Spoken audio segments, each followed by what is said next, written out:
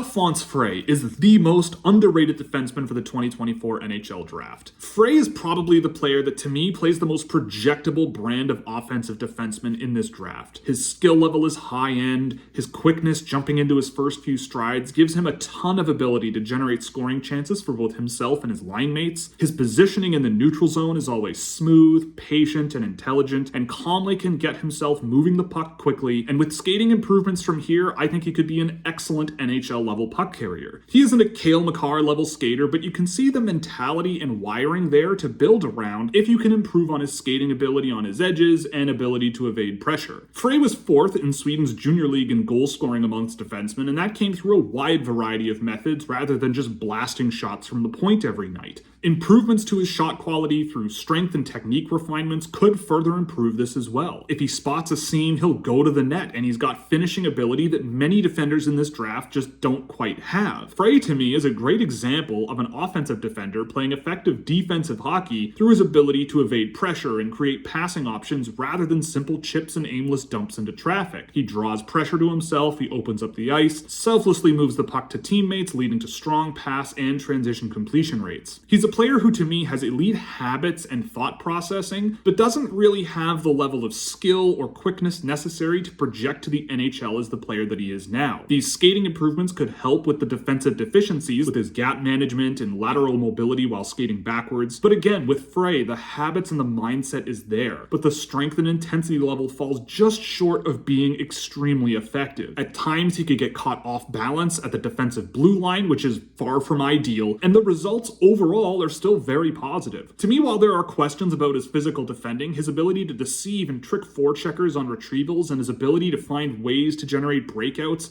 is unlike anyone in the draft. Freij is a player with, I think, an elite framework and a great mind for the game in almost every area of the ice. He chains plays together, jumps into the offensive game when there's an opportunity, and he uses his mind to move the puck safely, effectively, and in ways that should easily project to the heavy and high-paced play in the NHL. He can be a scorer, a playmaker, a pass-first possession player, and I think shows strong flashes of being a great puck carrier that all combine, to me, to be one of the most exciting defenders in the NHL draft that very few are talking about, especially after a very strong under-18 performance. For me, I have him in my top 15. He flirts with my top 10 quite often, and in a few years, I am very hopeful that we will all see why.